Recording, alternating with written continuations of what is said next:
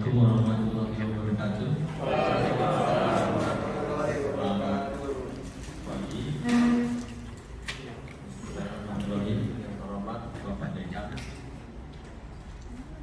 Ibu Kajur dan para dosen yang saya muliakan, juga teman-teman mahasiswa yang saya hormati, dan para narasumber di sini. Kita sharing ya, artinya tuh di sini saya bukan memberi kuliah, tapi sharing pengalaman. Karena kalau sharing kuliah, dosen-dosen lebih pernah kurang lebih, tapi lebih besok lebih banyak pengalaman kurang lebih. Jadi kita topiknya pengalaman yang saya ingin share adalah manajemen project konstruksi. Ya, saya dari founder Menpro singkatan manajemen proyek pada saya. Jadi Menpro tuh mata kuliah ya. Oke, ini saya, background saya kalau lebih supaya kenal. Saya Zaki Mulyawan. Kalau masih mahasiswa tuh panggilnya Eki gitu. Bisa angkatan. Saya alumni dari arsitektur UIN, ya. Tapi saya kerja karir profesional tuh tahun 2000 berapa ya? Tahun 94 ya, 1995 gitu. Saya di Shimizu Dextam, di Petrosi, di BSB Billiton Australia, dan di Adaro terakhir. Itu banyaknya bukan di bidang arsitektur ya, juga ada yang manajemen proyeknya gitu. Jadi emang mungkin salah jurusan kali ya Pak Fajar ya. Lebih interest ke civil dan manajemen proyek gitu. Saya banyak di mining company dan juga engineering ya. Di Dextam juga, Shimizu juga, saya di industrial juga. Dan TA saya terakhir tuh mengenai industrial juga gitu. Jadi emang arsitek tapi arahnya ke industri gitu. Nah kemudian dari Adaro karena saya tutor ya ke site tambang seluruh Indonesia gitu, akhirnya ya masalah capek juga gitu. Akhirnya kayak membuat usaha sendiri lah gitu ya, namanya Menpro. Itu merupakan startup gitu. Kalau ternyata apa yang saya buat ini startup gitu loh. Nah kemudian Pak Dekan pernah tadi bilang kan kalau kita semut atau mau usaha kita harus ke gajah gitu. Itu betul banget gitu. Saya menyadari bahwa karir profesional saya waktu itu sebagai engineer gitu ya. Saya mau bikin usaha kan harus semut lah katakannya. Apa yang saya lakukan itu ada kita berkompetisi ya. Di beberapa kompetisi kita ikutin aja. Dari saya terpilih di Platinum Indonesia itu Silicon Valley, jadi buka cabang Indonesia oleh Pak Jokowi. Nah kemudian saya terpilih ikut sebagai inkubator akselerator. Kemudian saya juara satu hackathon Telkomsel ya. Waktu itu hackathon itu istilahnya apa ya, lomba problem and solution dengan teknologi, dan terpilih oleh government di Badan Ekonomi Kreatif. Kemudian saya tahun 2020 kita diinvest sama Telkom Indonesia. Tahun 2020 juga kita juara 4 dari 700 ya startup di Korea. Dan terakhir kita dipilih sebagai Kominfo sebagai salah satu solusi di bidang manajemen proyek di Indonesia. Oke, kita masuk ke manajemen proyek dulu ya. Jadi saya juga background saya teknik ya. Adik-adik juga sebenarnya memilih hidup dalam dunia proyek sebenarnya gitu loh. Ini kalau kita ngomongin manajemen proyek, kita harus punya pakem lah kata-katanya. Kita pakem ada ilmu yang kita ikutin, pakemnya mana sih gitu. Nah kalau di manajemen proyek itu, kalau di Indonesia itu kita ikut ke atau mazhabnya ya, project management civil. Jadi kalau misalnya negara Commonwealth di Malaysia atau di Inggris atau di mana, dia print sekali ya. Kalau kita lebih ke Amerika, project management civil, dia semacam mazhab ya, project management gitu. Nah, sebagaimana mazhab itu kan ada kitabnya, nah itu namanya PMBOK gitu loh. Itu kalau misalnya kita ngomong project management, kalau ada yang udah lulus berkarir sebagai project manager, project koordinator dulu ya, biasanya engineer, project koordinator, kemudian jadi project manager gitu ya, terus nanti di project management office gitu. Nah itu akan mengacu ke PMBOK gitu loh. PMBOK yang terakhir itu adalah PMBOK edisi ke-7. Tapi saya lebih ke edisi ke-6 karena edisi ke-6 PMBOK-nya lebih ke apa ya, manajemen general, project management general. Kalau ke-7 lebih ke IT-nya ada. Nah, nanti kemudian ada construction extension. Nah, itu untuk kita sebagai orang teknik akan mengarah ke construction extension. Nah, ini buku yang bagus untuk kita jadi acuan ya, knowledge manajemennya bagus. Dari situ kita berangkat baru ke manajemen proyek. Jadi kira-kira tahu nggak adik mahasiswa project itu apa? Pernah dengar project itu apa dalam gambaran? Biasanya project loh secara kelas sebenarnya. Ada gambaran ya project. Dalam dunia bisnis, dalam dunia kerja hanya ada dua, either project atau operation. Jangan ada ini di operation, ya mungkin operation ada tuh operation itu sifatnya ada ongoing rutin ya, repeat work. Jadi dia seperti rutinitas lah. Terus repeat work artinya diulang-ulang terus, diulang-ulang operation itu. Repetitif. Kemudian juga ada new objective one achieve. Jadi teknologi teori-teorinya tuh banyak, tapi sekali dipakai udah selesai gitu. Nah itu kurang lebih seperti itu.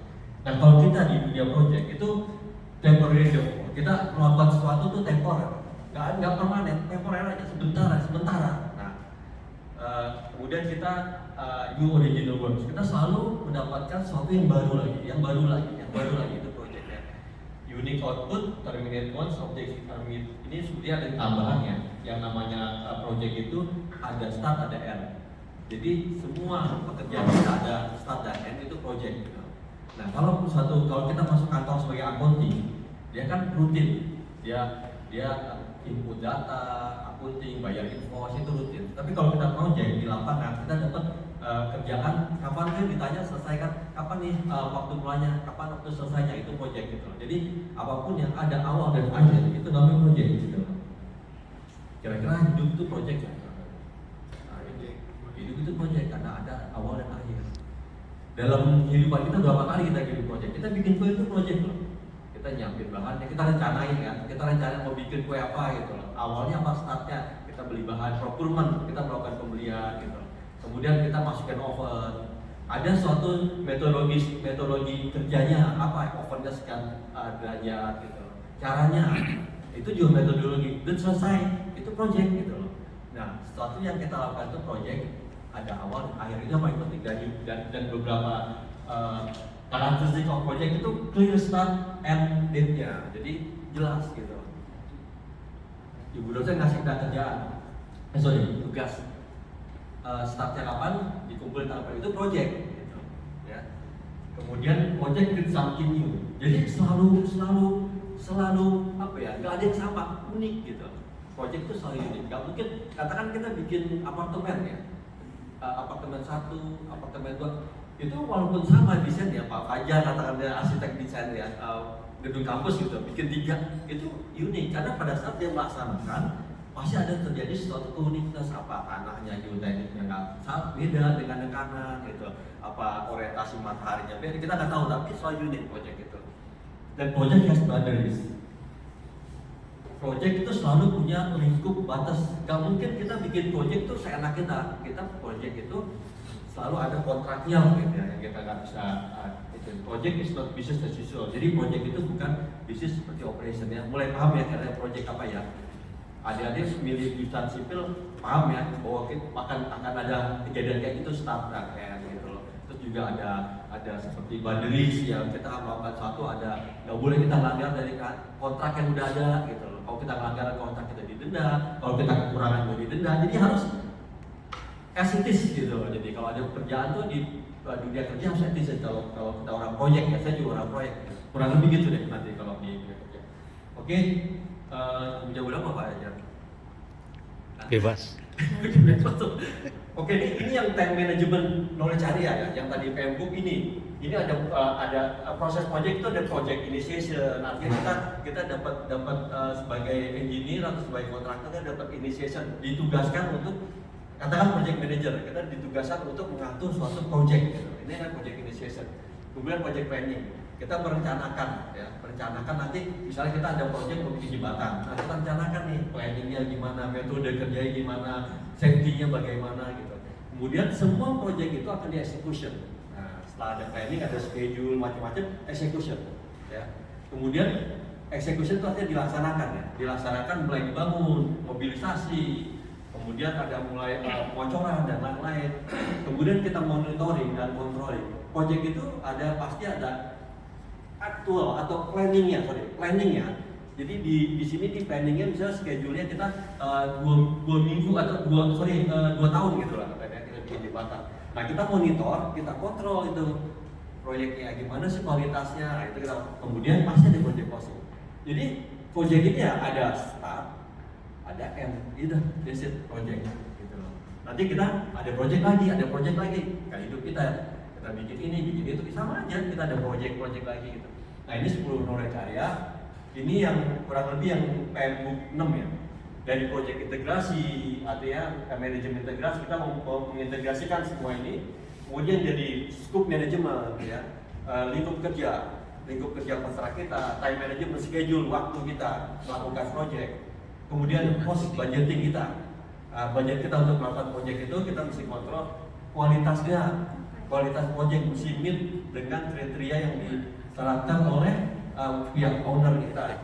Quality human resource, bagaimana kita merekrut tim proyek kita, ya, komunikasi, risiko, procurement, pembelian, dan stakeholder management. Stakeholder itu ini, kalau ada di tahun stakeholder itu semua pihak yang terlibat dalam proyek itu namanya stakeholder.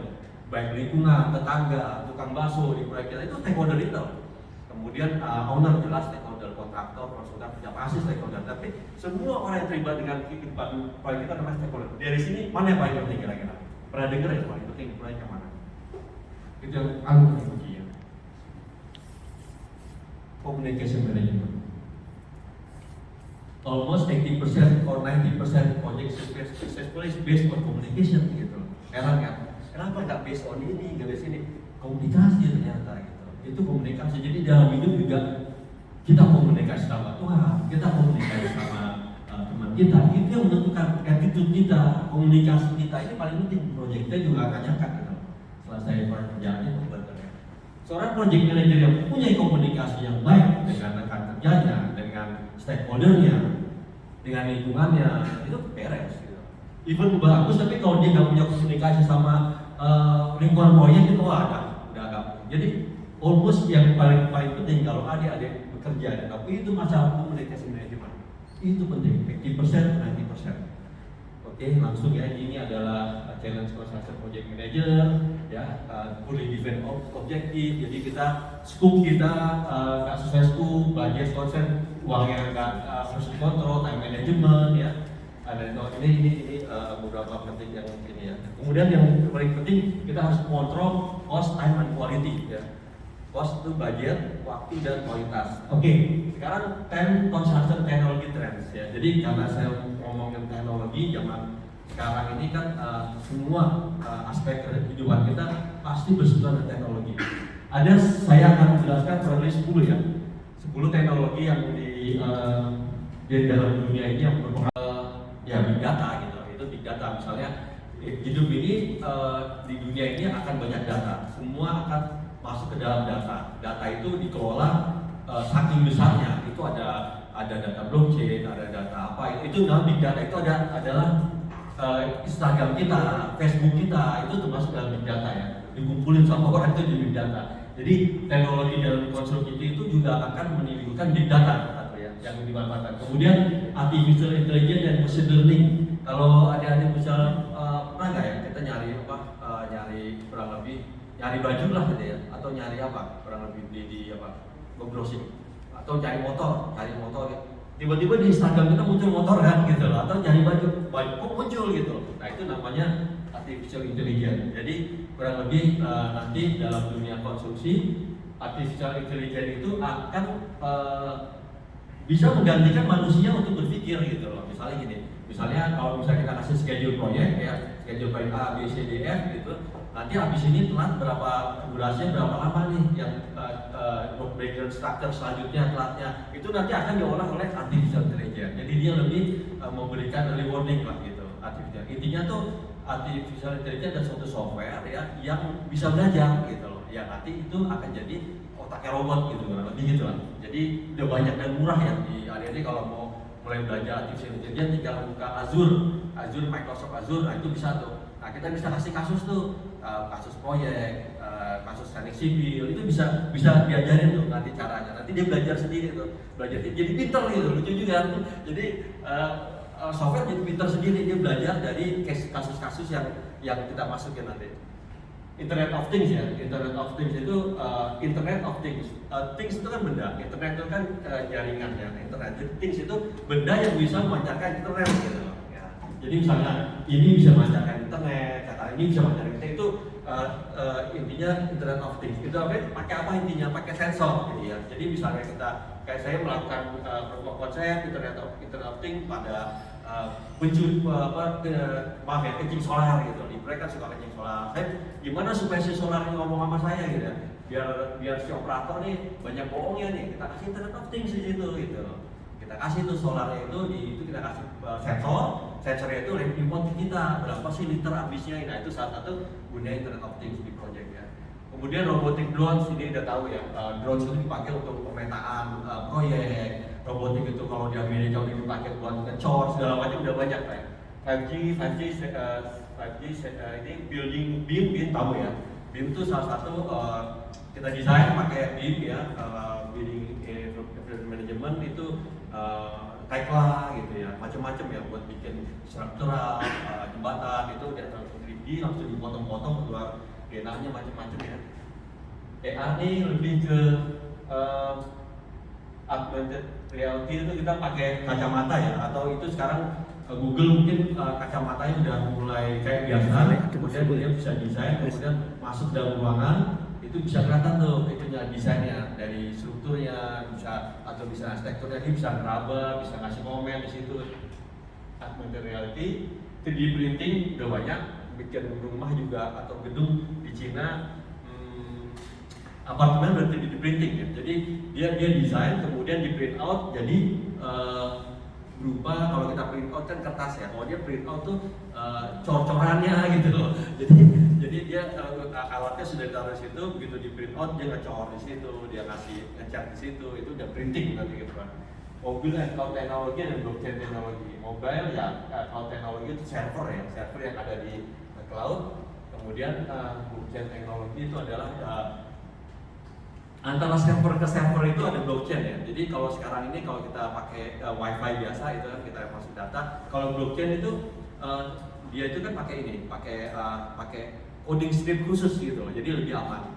Kalau adik-adik NFT, nah NFT dan juga ada yang main kayak kripto, nah itu blockchain tuh teknologinya. Intinya kita menyambungkan server kita ke server lain pakai blockchain. Jadi nanti data-data akan lebih aman, data-data private dalam project itu akan memerlukan blockchain, dan masing-masing kita kalau punya server sendiri kita bisa berbagi-bagi blockchain ini tanpa harus bayar gitu loh.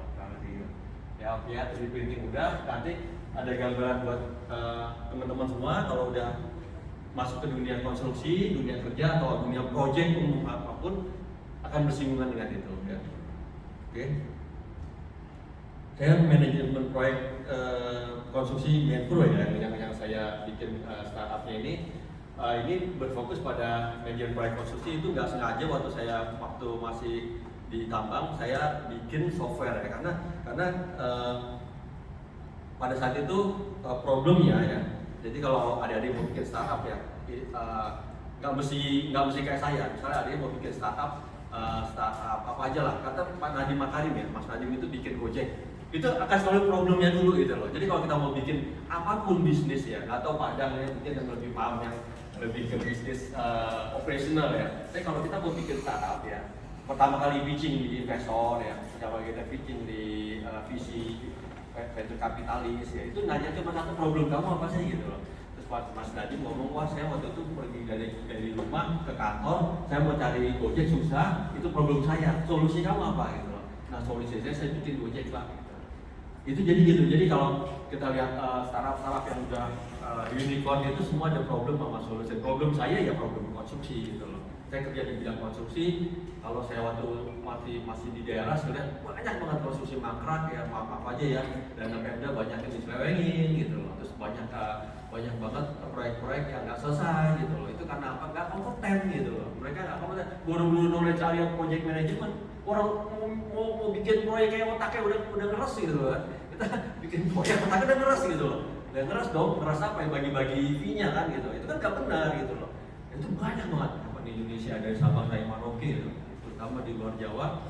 Biar nggak kaget aja, dan mudah-mudahan kita tetap ini ya, tetap menjaga amanah ya, amanah dalam proyek lah katakannya. Itu ya, kalau katakanlah kita ada rezeki ya, kita ada rezeki, kita ambil proyek-proyek kayak gitu tuh, di rumah nggak jadi apa-apa loh.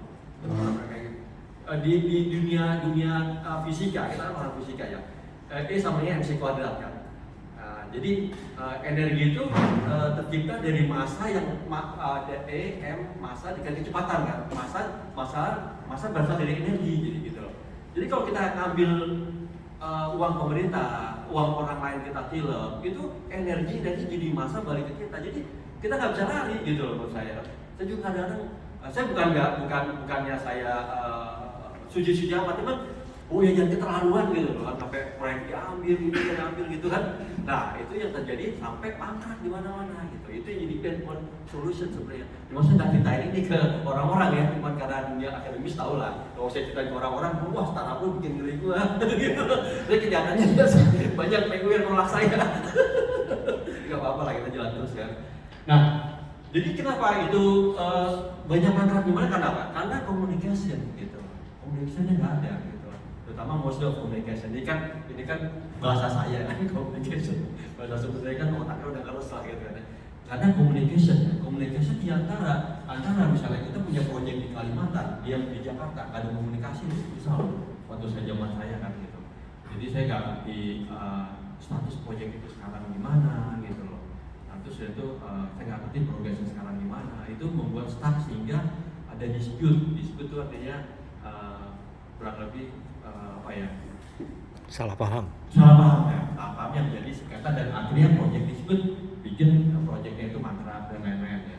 Nah, solusi saya, kita mengumpulin semua stakeholder ya, dari consultant, site personal, labor, material provider, construction firm, semua kita kumpulin satu platform sehingga mereka bisa berkolaborasi dan bisa berkomunikasi. Jadi lebih mudah kan komunikasi dengan ada platform kan. Nah di situ dia bisa lihat log kejadian aktivitasnya, dia bisa reporting juga gitu loh, dia bisa macam-macam lah apa yang dilakukan project management di situ. Saya cepet aja, klien kita banyak dari pemerintahan ya, dari BU, dari Badan Ekonomi Kreatif, Kemenpora, Pemda gitu. Kemudian kalau dari BUMN tuh dari Bio Farma, dari yang karya banyak, Waskita Karya, PP, Wijaya Karya, Jaya Konstruksi. Kemudian banyak, nah pas kemarin COVID kebetulan banyak dari healthcare, Bio Farma, Rumah Sakit Hermina. Jadi kasusnya gini, Rumah Sakit Hermina ini paling menarik, punya 70 rumah sakit ya. Dia punya proyek di seluruh Indonesia, Sabang sampai Merauke. Ownernya pusing dong, saya punya gedung ini kok gimana ya proyeknya? Saya di Jakarta, dia di sana. Dia report ternyata nggak sesuai dengan keadaannya pada gini. Akhirnya dia pakai Metro, real time apa yang dilakukan di proyek dari Sabang sampai Merauke, dia bisa melihat reportingnya secara real time, dan mereka melakukan tanda tangan online, approval, pengajuan dokumen, metode kerja semua secara digital gitu loh. Jadi keren kita. Itu kan sebetulnya apa yang saya lakukan sebenarnya apa ya? Ya secara dasarnya kan disrupsi kan, istilahnya di startup disruption. Kita melakukan sesuatu yang beda dari lama. Disruptionnya apa? Orang nggak bisa bohong gitu aja. Orang, kelihatan banget ya ini progresnya, mau nggak mau gitu loh. Yang namanya dunia yang akan datang semua transparan gitu kan, kurang lebih gitu ya. Saya gitu, ini yang case tadi sore kali Ciliwung juga pakai Metro ya. Nah, menara yang Gatot Subroto pakai Metro. Waktu itu ini 800 miliar proyeknya ini, itu lumayan besar karena di situ banyak jadi smart building kan kalau lagi. Jadi di gedung itu semua monitoringnya real time, baik mulai air kotor, air bersih sampai perbankannya di situ. Jadi lumayan kompleks di sini ya. solusi kita di situ manajemen proyeknya jadi lebih mudah di tracking, lebih mudah dimonitor, kurang lebih seperti itu. Nah ini saya katakan tadi kan, namanya proyek kan nggak mesti konstruksi ya. Jadi kita bikin aja proyek gitu. Nah ini dipakai di proyek bantuan sosial kemarin tahun 2020 banyak COVID kan, kemudian pemerintah menyalurkan bantuan sosial ruang kreatif ya. Nah itu melalui Menpro. Jadi mulai dari gudang ya, diambil vendor sampai diterima oleh si pemiliknya, yang berhak dapat donasi, itu kelihatan semua. Itu kelihatan semua. Saya juga lihat ini rantainya dari mulai tanggal sekian, tagging locationnya, barangnya apa, itu bisa kita tracking semua di Menpro. Kemudian ada manajemen yang proyek-proyek kayak Karang Taruna itu juga di Menpro. Jadi Karang Taruna bisa dilihat progresnya di seluruh Indonesia, misalnya perkembangannya ini itu bisa diposting di Menpro dan bisa di Menpro. Oke, sekarang apa sih yang membuat kita ini ya cepat aja ya Menpro lebih ini ya sedikit. Saya tailor-made project management application menyesuaikan dengan workflow dan menu juga. Jadi kalau ada masuk kerja kita pindah ke kantor yang Padang gitu ya. Kemudian pindah ke kantor yang Fajar gitu. Akan menemukan bahwa struktur flow bisnisnya itu beda-beda gitu loh. Nah itu salah satu pain point yang saya temuin, problem kan. Pada saat saya masuk kerja di Adaro, flow bisnisnya begini. Begitu saya kerja di kontraktor di Shimizu Dexta, flow-nya beda. Saya bilang dong, waktu pertama kali saya bilang sama teman saya program, bikin dong, saya orang anak arsitek lah gitu, teman saya sipil gitu. Arsitek sipil nih nggak bisa bahasa program, tapi kalau misalnya kita pengen supaya kita bisa jadi bikin aplikasi gitu, programmer. Dibikin kurang lebih sampai saya kerja 2 tahun, dia ke tempat saya gitu, ini Pak, jadi Pak, bagus saya bilang. Nah di Menpro arsitek, sipil, electrical itu bisa jadi programmer semua, karena kita cuma drag and drop aja.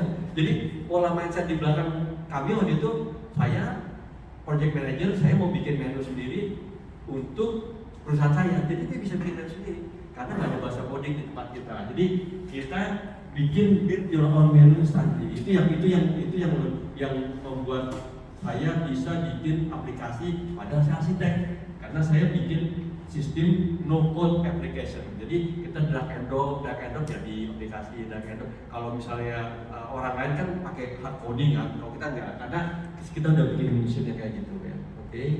Kurang lebih seperti itu ya, benefit for kontraktor, pencapaian target proyek, efisiensi waktu, biaya gitu ya untuk proyek. Kalau misalnya kita apa sih ujung-ujungnya Menpro ya ujung-ujungnya ini efisiensi waktu dan biaya gitu loh. Jadi itu yang 3 yang tadi yang saya mudah-mudahan ingat ya, ada di semua. Pertama komunikasi ya. Komunikasi itu penting dari project management ya. Ini salah satu tools untuk komunikasi gitu.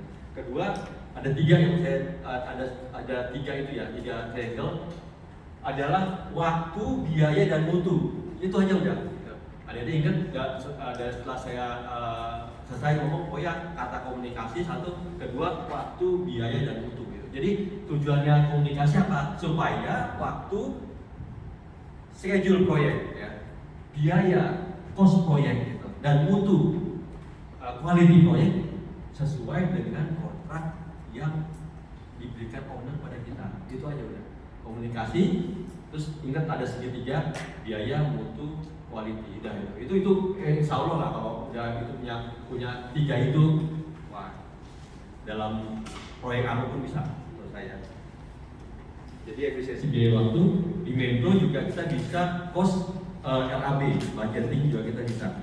Jadi Menpro itu dari mulai procurement, reporting, workforce, activity, cost monitoring, safety, suppliers, equipment, progress, scheduling, quality, repository. Kurang lebih gitu ya. Mungkin kalau ada yang nggak tahu, kira-kira bisa tahu lah sipil lah ya. Apa sih hasilnya ini tahu semua kan ya. Yang penting ini cost monitoring, quality, satu lagi scheduling ya. 1, 2, 3. Kalau komunikasi, saya ulangi lagi. Oke, ini prosesnya yang dilakukan di Menpro dari planning sampai closing ya. Ini yang pasti kita lakukan ya kalau di project.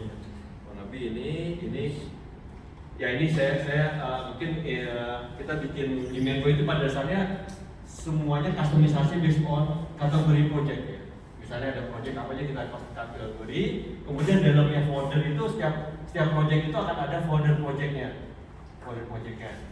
Nah, folder projectnya itu terbagi. Jadi misalnya kita punya kontraktor kan schedule bahwa besok bisa ngecor.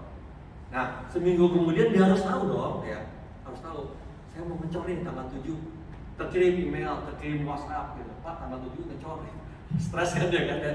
Nanti 3 hari lagi kita kirim lagi, otomatis dari Pak, tanggal 3 ngecor gitu. Nah, kalau dia merah, dia akan ternotifikasi lagi di dashboard kita bahwa si A ini merah, schedule-nya turun gitu. Jadi otomatis. Jadi sebenarnya kita lebih memudahkan lebih memudahkan project manager untuk bekerja gitu. Intinya gitu kalau Menpro di sini. Ini dashboardnya di dashboardnya juga target waktu ya. Jadi dia bisa ternotifikasi ada berapa item kerjaan, kapan sih yang akan selesai. Kita bisa set waktunya ya. Waktunya nih ngecor nih tanggal sekian. Bisa kita kasih info bahwa dalam 2 minggu lagi ada job, berarti masuk jalur kuning, dia akan terinfo ke tempat stakeholder gitu, misalnya contohnya. Kemudian kita bisa lihat real time di download ya.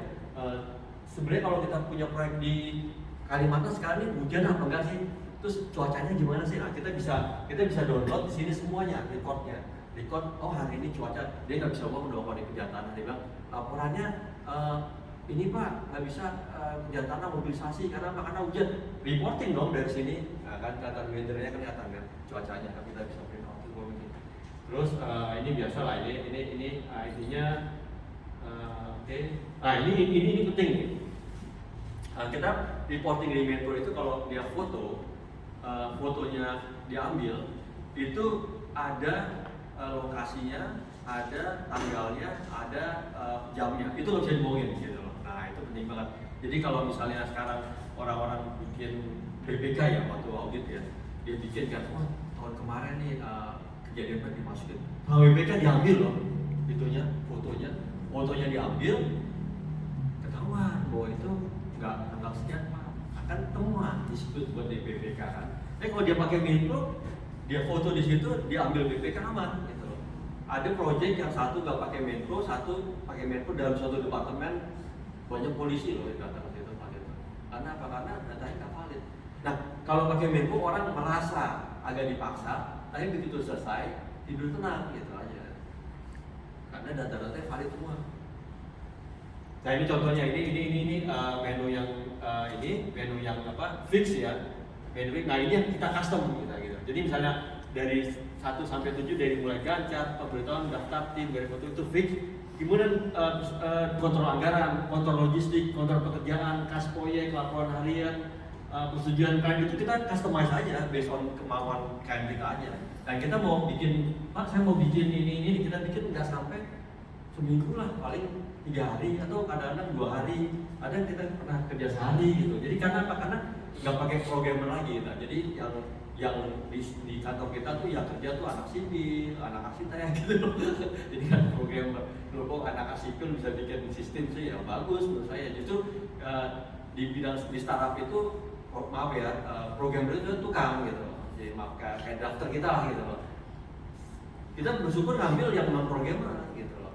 Karena think tanknya kita gitu loh. Anak sipil, anak ekonomi yang bisa ngerti bisnisnya malah gitu. Untungnya kita di situ ya. Kurang lebih gitu ya macam-macam lah isinya lah. Nah ini yang salah satu yang dipakai di waskita di beberapa project. Saya taruh kita integrasi dengan IoT ya. Jadi sensornya di alat berat, bulldozer, eskavator, grader, macam-macam. Kita taruh sensor, ya, artinya kan kalau kita kasih di Internet of Things kan, dia bisa ngomong kan. Dia bisa ngomong kondisinya jadi enak gitu loh. Jadi walaupun kita di Jakarta, proyek saya di Kalimantan, dia bisa ngasih tahu Pak saya ini Pak sakit gitu. Oh kelihatan kan nggak tahu dia ternyata mesinnya efisiensinya udah berkurang nih harus diservis. Atau kadang-kadang si bulldozer tengah jalan Pak dia ngasih tahu kita Pak saya ini diambil bensinnya itu bisa. Jadi dari sini dengan teknologi tertentu berupa sensor ya. dia akan track kapasitas fuelnya itu dan juga lokasinya, terutama fuelnya. Begitu kita diisi fuel atau dia fuelnya diambil orang, dia akan terukur otomatis dan kirim ke Jakarta gitu. Jadi semua serba fuel tracking. Nah, kemudian saya lihat juga di situ ada berbagai macam alat. Kita butuh suatu integrasi berbagai device. Nah, Menpro bikin aplikasinya juga. Jadi intinya gini. Setelah saya ngomong tentang tadi ya tentang tadi yang komunikasi, kualitas, mutu, itu ada satu lagi kalau misalnya kita mau bikin startup atau usaha kayak Padang nih, gampang aja loh cari problem gitu aja. Cari problem aja. Karena every problem is an opportunity gitu loh. Jadi kita cari problem gitu. Ya. Oke, saya rasa begitu ya. Kemudian security aspect. Nah ini berat banget nih. Saya jalanin ISO Management Information System. Terus kemudian ada, ini istilah IT banget, tapi intinya nggak boleh bocor lah data gitu. Gitu aja. Saya rasa gitu aja. Bu, terima kasih atas kesempatannya. Assalamualaikum warahmatullahi wabarakatuh.